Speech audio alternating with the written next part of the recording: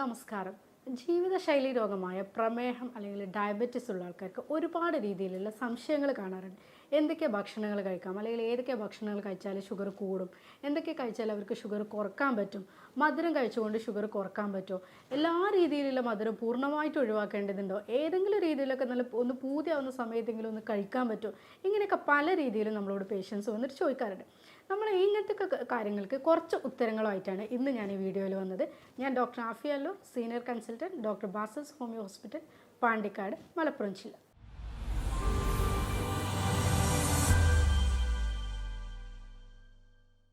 Diabetes പ്രധാനമായിട്ടും രണ്ട് രീതിയിലാണ് നമ്മൾ പറയുന്നത്. ടൈപ്പ് 1 ഡയബറ്റിസും ടൈപ്പ് 2 ഡയബറ്റിസും. ടൈപ്പ് 1 ഡയബറ്റിസ് ജനിതകപരമായിട്ടുള്ളത് കൊണ്ട് തന്നെ നമുക്കതിൽ ഒരുപാട് റോളൊന്നും ചെയ്യാനില്ല. നമുക്ക് കുറച്ച് കാര്യങ്ങളൊക്കെ ശ്രദ്ധിച്ചുകൊണ്ട് അവരുടെ ജീവിതശൈലി നമുക്കൊന്നിങ്ങനെ മാറ്റി കൊടുക്കുകയാണെങ്കിൽ അവർക്ക് ബുദ്ധിമുട്ടില്ലാത്ത രീതിയിലേക്ക് പോകാമെന്ന് മാത്രം. അവിടെ കംപ്ലീറ്റ് ഇൻസുലിൻ ആബ്സൻസ് ആയിട്ട് അല്ലെങ്കിൽ ഡെഫിഷ്യൻ്റ് ആയിട്ടാണ് കാണിക്കുന്നത്. ടൈപ്പ് 2 ഡയബറ്റിസ് ഇന്ന് നമ്മൾ പറയുന്നത് തന്നെ പ്രധാനമായിട്ടും ജീവിതശൈലി രോഗത്തിൻ്റെ ഭാഗമായിക്കൊണ്ട് വരുന്നതാണ്. ഇതിൽ നമ്മൾ ഭക്ഷണത്തിൽ കുറച്ച് കാര്യങ്ങൾ ശ്രദ്ധിക്കുക, നമ്മുടെ ജീവിതശൈലിയിൽ കുറച്ച് മോഡിഫിക്കേഷൻസ് വരിക, അല്ലെങ്കിൽ കുറച്ച് മാറ്റങ്ങൾ വരുത്തുക, കുറച്ച് റെഗുലറായിട്ട് വ്യായാമങ്ങളും കാര്യങ്ങൾ ചെയ്യുമ്പോൾ ടൈപ്പ് 2 ഡയബറ്റിസ് നമുക്ക് പൂർണ്ണമായിട്ടും കൺട്രോൾ ചെയ്ത് കൊണ്ടുപോകാൻ പറ്റും. ഒരിക്കൽ ഒരു ഡയബറ്റീസ് നമ്മൾ കൺഫേം ചെയ്തു, അല്ലെങ്കിൽ നമ്മളൊരു ഡയബറ്റിക് രോഗി ആയി എന്ന് പറയുന്നത് കൂടി തന്നെ കുറേ രീതിയിലുള്ള മിഥ്യാധാരണകൾ പേഷ്യൻസിൻ്റെ ഇടയിൽ കാണാറുണ്ട്. പൂർണ്ണമായിട്ടും ഭക്ഷണം ഒഴിവാക്കുക, അല്ലെങ്കിൽ പട്ടിണി കിടക്കുക, അല്ലെങ്കിൽ പഞ്ചസാര ചായയിൽ മാത്രം ഒഴിവാക്കിക്കൊണ്ട് ബാക്കി രീതിയിലുള്ള ഭക്ഷണങ്ങളിലൊക്കെ പഞ്ചസാര അല്ലെങ്കിൽ മധുര പലഹാരങ്ങൾ കൂടുതലായിട്ട് എടുക്കുക, ഈ രീതിയിലൊക്കെ കാണിക്കാറുണ്ട്. പക്ഷേ ഇങ്ങനെയൊന്നും ചെയ്യാൻ പാടില്ല. കൃത്യമായിട്ട് നമ്മൾ കുറച്ച് കാര്യങ്ങൾ അറിഞ്ഞിരുന്നാൽ നമ്മൾ എന്തൊക്കെ കാര്യങ്ങൾ കൺട്രോൾ ചെയ്ത് പോവുകയാണെങ്കിൽ നമുക്ക് ഡയബറ്റിസ് കൺട്രോൾ ചെയ്ത് പോകാൻ പറ്റും, അല്ലെങ്കിൽ ബ്ലഡിൽ ഒരുപാട് ഇതിൻ്റെ ലെവൽ ഷുഗർ കൂടാതെ നമുക്ക് എങ്ങനെ കൊണ്ടുപോകാൻ പറ്റും എന്നുള്ളത് നോക്കാം. പ്രധാനമായിട്ട് ഇവർ അറിഞ്ഞിരിക്കേണ്ടത് ഗ്ലൈസെമിക് ഇൻഡെക്സ് എന്നതാണ്. നമ്മൾ കഴിക്കുന്ന ഒരു ഭക്ഷണത്തിൽ എത്രത്തോളം ഗ്ലൈസെമിക് ഇൻഡെക്സ് ഉണ്ടെന്ന് അറിഞ്ഞുകൊണ്ടാണ് ഭക്ഷണങ്ങൾ എടുക്കേണ്ടത്. എന്താണ് ഗ്ലൈസെമിക് ഇൻഡെക്സ്? നമ്മൾ കഴിക്കുന്ന ഭക്ഷണങ്ങളിൽ ഫ്രൂട്ട്സുകളിലൊക്കെ തന്നെയുള്ള ഗ്ലൂക്കോസിൻ്റെ അളവ് നമ്മുടെ രക്തത്തിൽ കാണിക്കപ്പെടുന്ന ഒരു ടൈമുണ്ട്. നമ്മളിപ്പോൾ ഒരു ഭക്ഷണം കഴിച്ചു, അല്ലെങ്കിൽ ഒരു ഫ്രൂട്ട്സ് നമ്മൾ എടുത്തു, ഈ എടുത്ത ഫ്രൂട്ട്സ് അതിലുള്ള ഗ്ലൂക്കോസ് നമ്മുടെ ശരീരത്തിൽ എത്തിയിട്ട് അത് രക്തത്തിൽ എത്ര കാണിക്കുന്നു എന്നുള്ളതിൻ്റെ ആ ഒരു അളവിനെയാണ് നമ്മൾ ഗ്ലൈസെമിക് ഇൻഡെക്സ് വാല്യൂ എന്നുള്ളത് പറയുന്നത്. ഇപ്പം നമ്മൾ ഇതിന് പറയുന്ന സമയത്ത് 3 രീതിയിൽ പറയും: low glycemic index, moderate glycemic index, high glycemic index എന്ന രീതിയിൽ. ഈ ഗ്ലൈസെമിക് ഇൻഡെക്സിൻ്റെ വാല്യൂ ലോ എന്ന് പറയുന്ന സമയത്ത് 20 മുതൽ 49 വരെയാണ് നമുക്കതിന് ലോ ഗ്ലൈസെമിക് ഇൻഡെക്സ് എന്ന് പറയാം. ഇനി 50 മുതൽ 69 വരെയാണ് നമ്മളതിന് മോഡറേറ്റിൽ പറയും.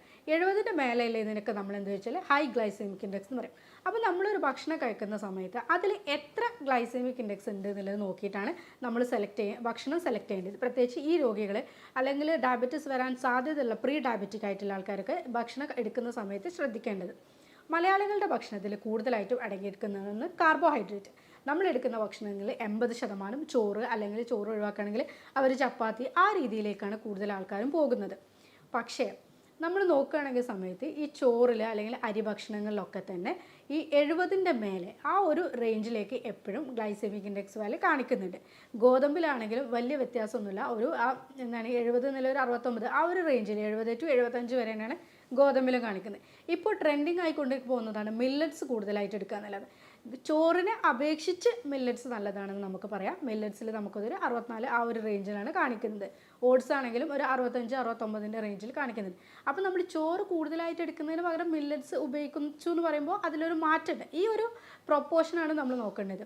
ചോറ് ഒരുപാട് നമ്മളൊരു ചോറ് അല്ലെങ്കിൽ ഒരു മൊത്തമായിട്ട് ഒരു പ്ലേറ്റ് ചോറ് എടുക്കുന്നതിന് പകരം കുറച്ച് മില്ലറ്റ്സ് എടുക്കുകയാണെങ്കിൽ നമുക്ക് ആ ഗ്ലൈസെമിക് ഇൻഡെക്സിൻ്റെ വാല്യൂ അവിടെ ഡിഫറൻസിലേ കാണിക്കാം. പിന്നെ ഫ്രൂട്ട്സ് എടുക്കാൻ പറ്റുമെന്ന് കൂടുതൽ പേരും പറയാറുണ്ട്. ഫ്രൂട്ട്സിൻ്റെ കണക്കിൽ എങ്ങനെയാണെന്ന് വെച്ചാൽ നമ്മൾ എടുക്കുന്ന ഫ്രൂട്ട്സിൽ എത്ര ഗ്ലൈസെമിക് ഇൻഡെക്സ് ഉണ്ട് എന്ന് നോക്കിയിട്ടാണ് പറയുക. ഇപ്പോൾ ചില ആൾക്കാർക്ക് ചക്കപ്പഴം ഭയങ്കരമായിട്ട് ഇഷ്ടമായിരിക്കും. പക്ഷേ ചക്കപ്പഴത്തിൽ 38% ഈ ഗ്ലൈസെമിക് ഇൻഡെക്സ് കാണിക്കുന്നത്. പക്ഷേ ചോറ് 80 കഴിക്കുന്നതിനേക്കാളും നല്ലതല്ലേ ചക്കപ്പഴം കഴിക്കുന്നത്? ആ രീതിയിൽ വേണമെങ്കിൽ ചിന്തിക്കാം. പക്ഷേ ചക്കപ്പഴം നമുക്ക് ഒരിക്കലും നമ്മൾ ചോറ് എടുക്കുന്ന രീതിയിൽ ഒരുപാട് കഴിക്കുന്നില്ലെങ്കിൽ ചക്കപ്പഴം എടുക്കുന്നതുകൊണ്ട് പ്രശ്നമില്ല.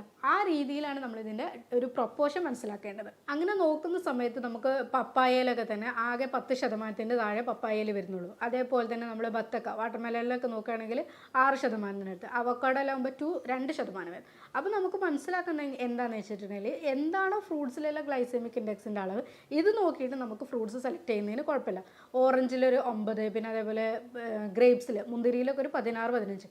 അപ്പോൾ നമ്മൾ ഈ ഫ്രൂട്ട്സ് പൂർണ്ണമായും ഒഴിവാക്കുക എന്നുള്ളതിൽ ഒരു അർത്ഥമില്ല. ഗ്ലൈസെമിക് ഇൻഡെക്സ് കുറവുള്ള ഫ്രൂട്ട്സ് നമ്മൾ എടുക്കുകയാണെങ്കിൽ അത് ഡയബറ്റിക്കാർക്ക് ഒന്നും കൂടി അവരെ ഒരു ക്ഷീണം കാര്യങ്ങൾ കുറക്കാനും അല്ലെങ്കിൽ അവർക്ക് ഒരുപാട് മധുരം പൂർണ്ണമായിട്ട് ഒഴിവാക്കുന്നതിൻ്റെ സമയത്ത് ഈ ചെറിയ രീതിയിലുള്ള കുറച്ച് വാട്ടർ കണ്ടൻറ്റ് കൂടുതലായിട്ട് അടങ്ങിയ വാട്ടർ മെലണും കാര്യങ്ങളൊക്കെ എടുക്കുകയാണെങ്കിൽ നല്ലത് തന്നെയാണ്. ഈ രീതിയിലാണ് നമ്മൾ ചിന്തിക്കേണ്ടത്. നമുക്ക് ആവശ്യമായിട്ടുള്ള എനർജി നമ്മൾ ഏത് രീതിയിലാണോ നമ്മുടെ ശരീരത്തിലേക്ക് എത്തുന്നത് എന്നുള്ളതാണ് മെയിനായിട്ട് നോക്കേണ്ടത്. നമ്മൾ മലയാളികൾ 80% അരി ഭക്ഷണങ്ങൾ അല്ലെങ്കിൽ കാർബോഹൈഡ്രേറ്റിനെ ഡിപ്പെൻഡ് ചെയ്യുന്നു. പ്രോട്ടീനും ഫാറ്റും നമ്മളാകെ 20% വരുന്നുള്ളൂ. ഇതിനെ മാറ്റിക്കൊണ്ട് 50% എന്നൊക്കെ നമ്മൾ കാർബോഹൈഡ്രേറ്റിൻ്റെ അളവ് കുറക്കുക. നമ്മൾ എടുക്കുന്ന ഭക്ഷണത്തിൽ 50% മാത്രമേ നമ്മൾ കാർബോഹൈഡ്രേറ്റ് എന്നുള്ള ഊർജ്ജം എടുക്കാൻ പാടുള്ളൂ. പിന്നെ നമ്മളൊരു 30-40% പ്രോട്ടീനും പിന്നെ ബാക്കി നമ്മളൊരു ഫാറ്റിലേക്കും പോകുകയാണെങ്കിൽ ഇങ്ങനെ നമ്മൾ എടുക്കുകയാണെങ്കിൽ നമുക്കൊരു ഹെൽത്തി ലൈഫ് സ്റ്റൈൽ കിട്ടും. അപ്പോൾ അതാണ് നമ്മളിതിൽ ഒന്നുകൂടി ശ്രദ്ധിക്കേണ്ടത്.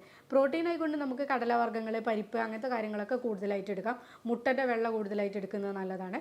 പിന്നെ അതേപോലെ ഫാറ്റിൽ നമുക്ക് ബദാമോ നട്ട്സോ അങ്ങനെ ഏതെങ്കിലും രീതിയിലുള്ള നട്ട്സ് വർഗ്ഗങ്ങളൊക്കെ എടുക്കുകയാണെങ്കിൽ ഒന്നുകൂടി നല്ലതാണ്. ഗ്ലൂക്കോസിൻ്റെ 0% ആയി നിൽക്കുന്ന ഭക്ഷണങ്ങൾ ഏതൊക്കെയാണെന്ന് നോക്കുകയാണെങ്കിൽ മുട്ട 100% ഗ്ലൂക്കോസ് ഫ്രീ ആണ്. അപ്പോൾ നമുക്കൊരു മുട്ടൻ്റെ വെള്ള എടുക്കുകയാണെങ്കിൽ എന്താ വെച്ചാൽ ഒരു 4-5 മുട്ടൻ്റെ വെള്ള എടുക്കാം. അപ്പോൾ നമുക്ക് എന്താ വെച്ചാൽ എനർജി ആവശ്യത്തിന് കിട്ടുകയും ചെയ്യും. അപ്പോൾ അത് നമുക്ക് പ്രോട്ടീൻ എന്നുള്ള രീതിയിൽ എനർജി കിട്ടുകയും ചെയ്യും. ഗ്ലൂക്കോസിൻ്റെ കണ്ടൻറ്റ് 0 ആണ്. അപ്പോൾ നമുക്ക് അത് എടുക്കുന്നതിൽ ഒരു തെറ്റുമില്ല. അതേപോലെ തന്നെയാണ് നമ്മൾ തേങ്ങൻ്റെ ഉപയോഗം. തേങ്ങനെ പറ്റി പറയുകയാണെങ്കിൽ നമ്മൾ കോക്കനട്ട് നമുക്ക് ചിരകിയിട്ട് നമുക്ക് സലാഡുകളിലോ കാര്യങ്ങളൊക്കെ ആയിട്ട് ഉപയോഗിക്കാം. തേങ്ങയിൽ നമ്മൾ നോക്കുകയാണെങ്കിൽ നമുക്ക് ഷുഗറിൻ്റെ അളവ് 0% ആണ്. പക്ഷേ HDL കൊളസ്ട്രോൾ നല്ല രീതിയിലുള്ളതുകൊണ്ട് തന്നെ നമ്മളുടെ ഒരു ഹെൽത്തി ലൈഫ് സ്റ്റൈലിന് നമുക്ക് നല്ല രീതിയിൽ ഹെൽപ്പ് ചെയ്യും.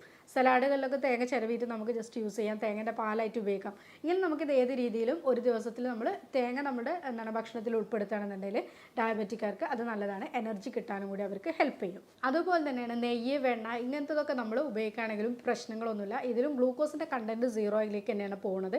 പിന്നെ HDL എന്നുള്ള കൊളസ്ട്രോൾ നമുക്ക് കൂട്ടാൻ വേണ്ടിയിട്ട് ഹെൽപ്പ് ചെയ്യും. അപ്പോൾ ഹൃദയാരോഗ്യത്തിനും നമ്മുടെ ശരീരത്തിലേക്ക് എനർജി കിട്ടുന്നതിനും ഒക്കെ തന്നെ ഇത് ഹെൽപ്പ് ചെയ്യും. അപ്പോൾ നമ്മളുടെ ശരീരത്തിന് ഇത്ര ഊർജ്ജമാണ് ഒരു ദിവസം വേണ്ടതെന്നുള്ളത് ആ ഊർജ്ജത്തിൽ നിന്ന് നമ്മുടെ ഒരു കാർബോഹൈഡ്രേറ്റിൻ്റെ കണ്ടൻറ്റ് പരമാവധി കുറക്കുക. പ്രോട്ടീനും ഫാറ്റ് എന്നുള്ള കണ്ടൻറ്റ് പരമാവധി കൂട്ടുക. വെള്ളത്തിൻ്റെ ഉപയോഗം നല്ല രീതിയിൽ നമ്മൾ എടുക്കുക. കാരണം ശരീരത്തിൽ നമുക്ക് 2-3 ലിറ്ററെങ്കിലും വെള്ളം നമ്മൾ എത്തുന്ന രീതിയിലേക്ക് പോവുക. കുറച്ച് നമ്മൾ ഒരു സ്ഥിരമായിട്ട് നമ്മൾ വ്യായാമങ്ങൾ ചെയ്യുക. അത് ഒരുപാട് ഓടുക ചാടുക എന്നുള്ളതിനപ്പുറം നടക്കുകയാണെങ്കിൽ ചിലർക്ക് നടക്കുന്നതായിരിക്കും കൂടുതൽ ഇഷ്ടം. അങ്ങനെയുള്ള ആൾക്കാർ തന്നെ കൈ നല്ലോണം വീശിയിട്ട് നടക്കാൻ വേണ്ടിയിട്ട് ശ്രദ്ധിക്കുക. ഇനി അല്ലാന്നുണ്ടെങ്കിൽ നമ്മൾ വീട്ടിൽ നിന്ന് നമ്മളുടെ ഓരോ മസിൽസും അനങ്ങുന്ന രീതിയിലുള്ള അല്ലെങ്കിൽ ഓരോ ജോയിൻസിലേക്കും നമ്മൾ എക്സസൈസ് ചെയ്യുന്നത് കിട്ടുന്നുണ്ടെന്നുള്ള രീതിയിലേക്ക് എക്സസൈസും കാര്യങ്ങളും കൂടി ചെയ്യുകയാണെങ്കിൽ നമുക്ക് ഡയബറ്റീസിനൊക്കെ നല്ല രീതിയിൽ തന്നെ കൺട്രോൾ ചെയ്ത് കൊണ്ടുപോകാൻ പറ്റും. പ്രമേഹം വന്ന ആൾക്കാർ ജീവിതകാലം മെഡിസിൻ എടുക്കുക എന്നുള്ളതിനുപരി അവരൊരു കൺട്രോളിലേക്ക് നമ്മുടെ ഭക്ഷണങ്ങളും കാര്യങ്ങളൊക്കെ ശ്രദ്ധിച്ചുകൊണ്ട് നമുക്ക് എന്താണോ എനർജീൻ്റെ ആവശ്യം ആ ആവശ്യത്തിലേക്ക് എനർജി എടുത്തുകൊണ്ട് ഹെൽത്തി ആയിട്ടുള്ളൊരു ലൈഫ് സ്റ്റൈൽ പോയിക്കൊണ്ട് അതുപോലെ തന്നെ നല്ല രീതിയിൽ വ്യായാമങ്ങൾ ചെയ്തുകൊണ്ട് ഇത്രയും കാര്യങ്ങൾ അവർ ശ്രദ്ധിക്കുകയാണെങ്കിൽ ഡയബറ്റീസ് നമുക്ക് പൂർണ്ണമായിട്ട് നമുക്ക് കൺട്രോൾ ചെയ്തുകൊണ്ട് തന്നെ പോകാൻ പറ്റും.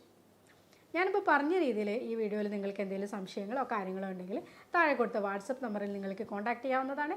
ഞാൻ doctor Afiya Allur, doctor Basil's homeo hospital, Pandikkad, Malappuram ജില്ല.